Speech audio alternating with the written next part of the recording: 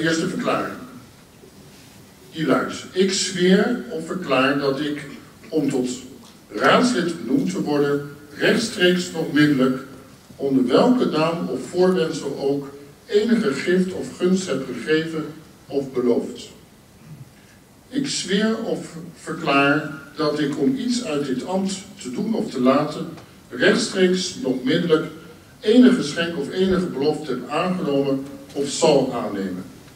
Ik zweer en beloof dat ik getrouw zal zijn aan de grondwet, dat ik de wetten zal nakomen en dat ik mijn plichten als raadslid naar eer en geweten zal vervullen.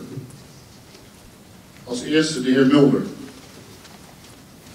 Zo waarlijk helpen mij God almachtig. De heer Weggeman. Zo waarlijk helpen mij God almachtig. De heer Graus. Zo waarlijk helpen mij God almachtig. De heer Van Winden. Zo waarlijk helpen mij God almachtig. Mevrouw Sommer de Vries. Zo waarlijk helpt mij God almachtig. De heer Van Buren. Zo waarlijk helpen mij God almachtig. De heer Van Veen. Dat verklaar en beloof ik. De heer Vaassen. Zo waarlijk helpen mij God almachtig. Mevrouw Klever Nieuwenhuis.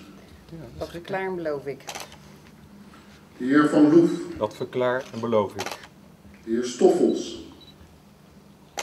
Zo waarlijk helpen mij God almachtig. De heer Moerkerken. Dat verklaar en beloof ik. Mevrouw Hartnagel. Dat verklaar en beloof ik.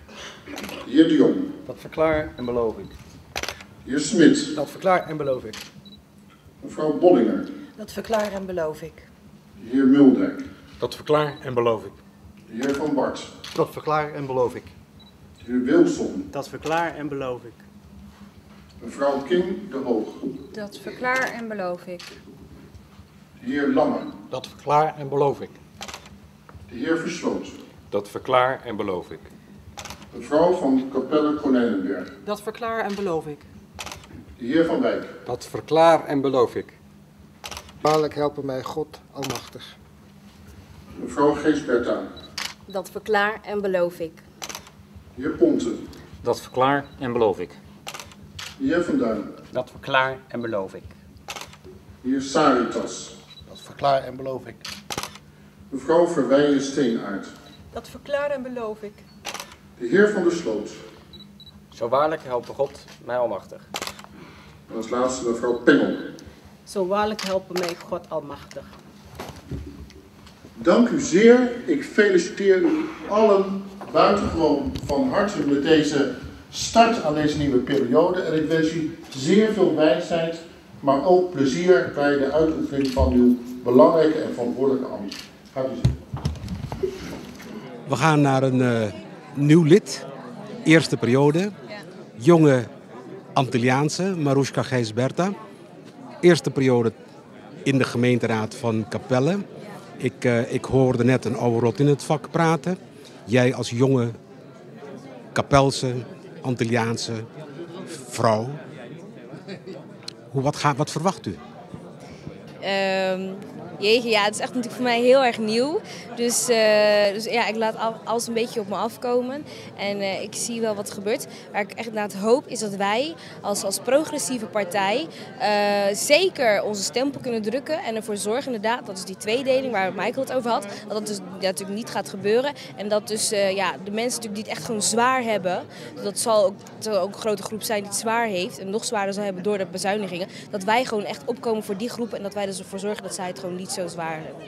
Er hebben zo'n 40-tal Antilliaanse Urbaanse kandidaten meegedaan aan de gemeenteraadsverkiezingen in de verschillende gemeentes in Nederland. Op dit moment zijn er 6 die het gehaald hebben. 3 die hangen nog in de lucht. Ligt eraan als hun partij in de coalitie komt, dan treedt er een verschuiving op. 6 kandidaten die het gehaald hebben. Bent u er tevreden over? Nee, daar ben ik natuurlijk niet tevreden over. Ik bedoel, van de 40 kandidaten zo'n laag aantal het heeft gehaald. Ja, dat is toch echt minder. En dat laat dus eigenlijk zien dat wij als Antilliaanse kandidaten zeker echt gewoon het toch wel nog meer ons best moeten doen om onze stemmers mee te krijgen. Om ze te laten zien dat zij moeten stemmen. Dat het een voorrecht is om te stemmen. En dat zij dus ook gewoon echt meedoen in de samenleving door inderdaad ook gewoon echt te stemmen. En echt gewoon te participeren.